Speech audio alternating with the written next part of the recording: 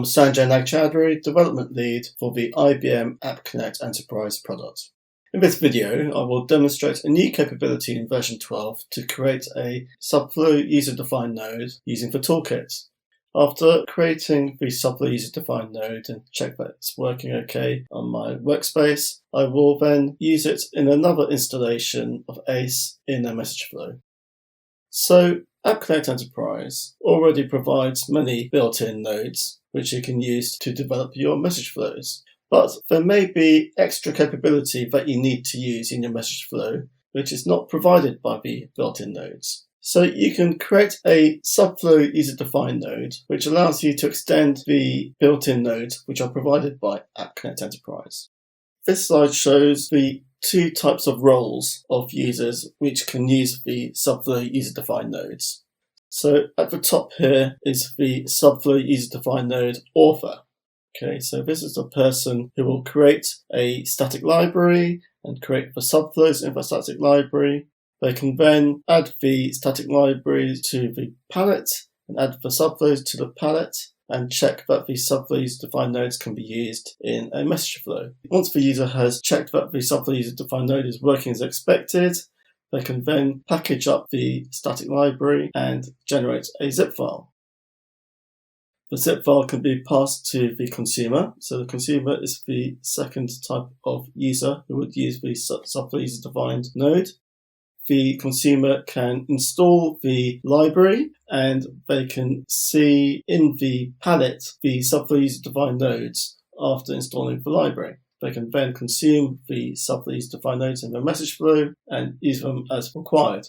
So they can view the installed libraries at any time and they can add further libraries or uninstall libraries as required. So let's start with taking you through the steps to author a subflow user-defined node.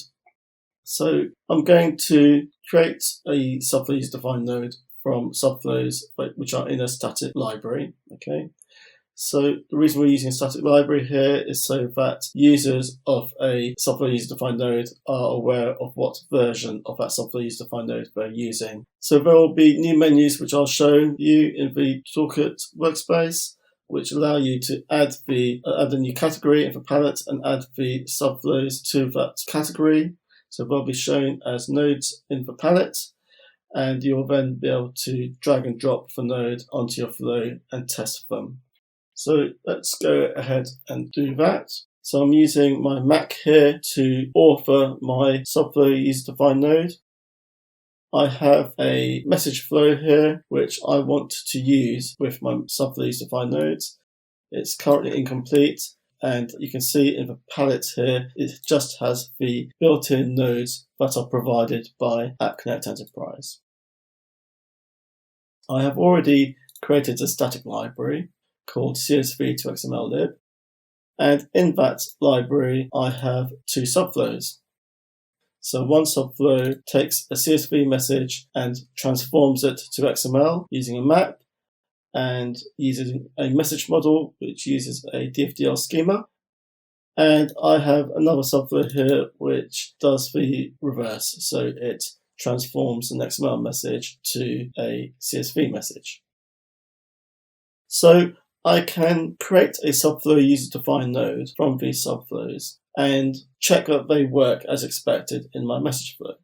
So to do that, I can use some new menu options that are available in version 12.0.2.0. So I can select the static library, and there's a new menu option here for subflow user-defined nodes, and I can set the palette category. So I can choose whether to add the subflow user-defined nodes to an existing ACE category, or I can specify a new category. So in this case, I'm going to select a new category, and I'm going to select an icon for this new category. So I can either import from the file system or the workspace, or I can go with the default icon. I'm going to select an icon from my workspace, and this icon needs to be of type PNG, and for the small icon, it needs to be of size 16 by 16. So here's a preview of the icon that's going to be shown in the palette as a category, and I can click Finish there. So now I've created the category, I can now add the subflows to the palette. So I'm going to start with selecting the first subflow, and here there's a new menu option for subflow user-defined nodes, and I can select Add to Palette. So there's a name and a tooltip, so I'm going to change the tooltip here to say convert CSV message to XML. And I'm going to select an icon as well. So for the small icon, it needs to be 16 by 16 and of type PNG. So I'm going to select a small icon for that, which will be shown in the palette. And now I'm going to select a large icon, which will be shown in the canvas for the flow editor. So this needs to be also of type PNG, and it needs to be of size 40 by 40. So I can click finish there, and I'll do the same for this second subflow. So I'll select a icon. So I'll select a yellow one this time.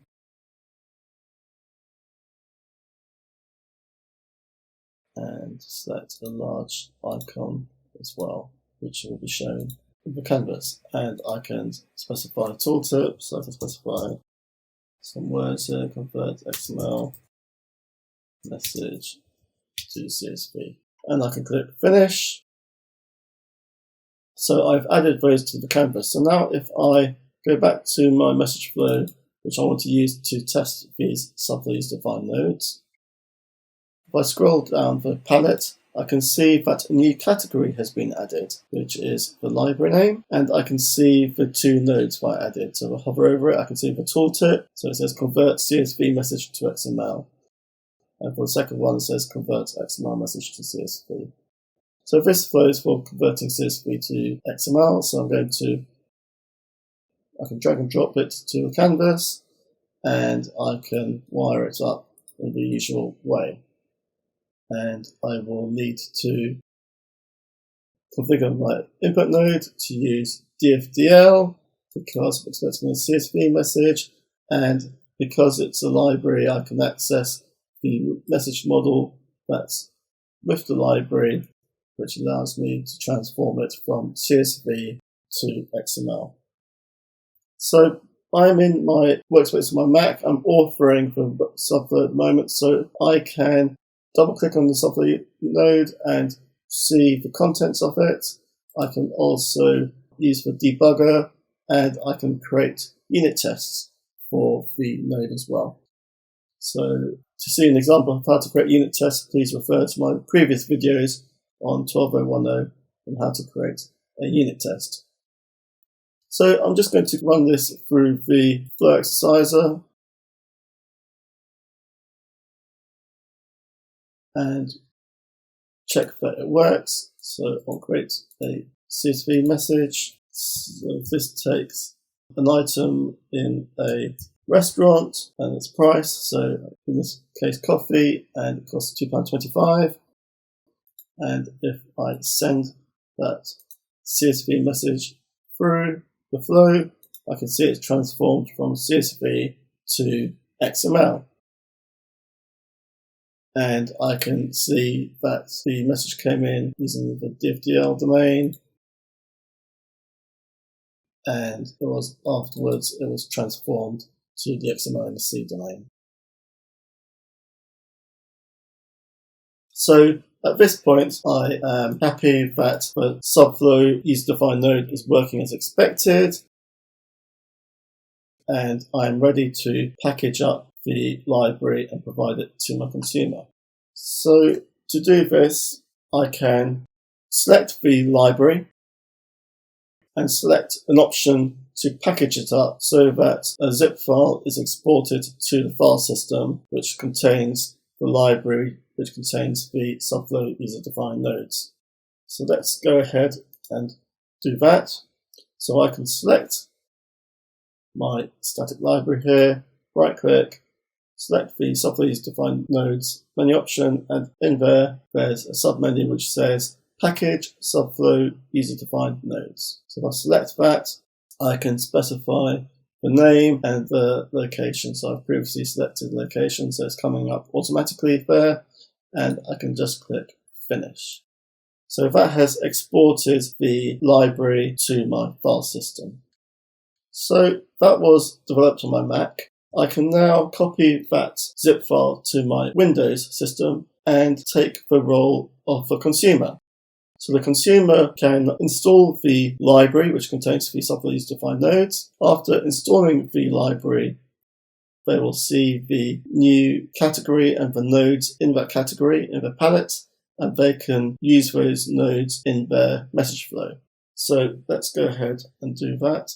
So before I can use it on my Windows system, I need to copy the zip file over. So this is my Mac, and I'm going to copy it to my Windows machine. So that's been copied over. And now if I move to my Windows machine, I can now use that zip file. So before I use it, let's just show the message flow, and you can see that it's currently incomplete. It needs to use the subflow user-defined nodes, and in the palette it is only showing the built-in nodes in their categories in the palette. So in order to install it, I can select the project menu, and under there's a new option which says Manage Subflow User-Defined Libraries. And if I select that, it shows what subflow user-defined libraries are currently installed. So nothing's installed at the moment. And I can click the Install button to select a library. So this is the library the zip file which I copied to my Windows machine. I can select it and select Open. And here it tells me that it's found this library in the zip file, confirm that you want to install it. So I'll say yes. And now it has installed it. So this is installed on my Windows machine, and it will be available to use in any workspace that I want to use as my user ID. So for my user, I can switch to a different workspace and still access this installed user-defined library. So now that I've installed it, I can open up my message flow, and if I now scroll down, I can see that the new category has been added to the palette, and I can see the nodes which are in that category. So the subflow user-defined nodes are showing there. So I can drag and drop the subflow user-defined node. Now, because I'm the consumer, I can't see what's inside the subflow user-defined node. I can't double click on it. It won't open the subflow user-defined node. It won't show the contents of it. Okay, that can only be done by the author of the subflow user-defined node. So I can still wire it up as usual, and I can configure my input node. Now the nice thing here is that I can access the message models which are provided in the static library. So I can browse to the message I want to use here, and that can be used by the message model when doing the transformation. So if I save that, that's now ready to try out. So I can use the flow exerciser to try this message flow out. I can put a message through, and I'll use the same message as before. So coffee, 2.25. So cup of coffee costs £2.25, and I can send that into the flow. So it came in as CSV, and it was transformed to XML. So that's working as I expect, and I can see that it came in using the DFDL domain, and it was transformed to XML and SC. So as a consumer, I'm now happy that I can use the subflow user-defined node. So as a recap, in this video, I've shown how to use subflow user-defined nodes in version 12. So there's two roles, there's the author and there's the consumer. The author can create a static library and create subflows in that static library. They can create a new palette category, which is the name of the library. They can add subflows to that palette category and then check that it is working. Then once we're happy that the subflow user-defined nodes are working as expected, they can then package up the static library and it will generate a zip file. You can then share that zip file with your consumers. So I had authored it on my Mac. I copied the zip file to my Windows system. I installed the library on my Windows machine. I could then see the palette had been updated. You could see the new category and subflow user-defined nodes. And I could then drag and drop the new subflow user-defined node onto the canvas and use it in my message flow.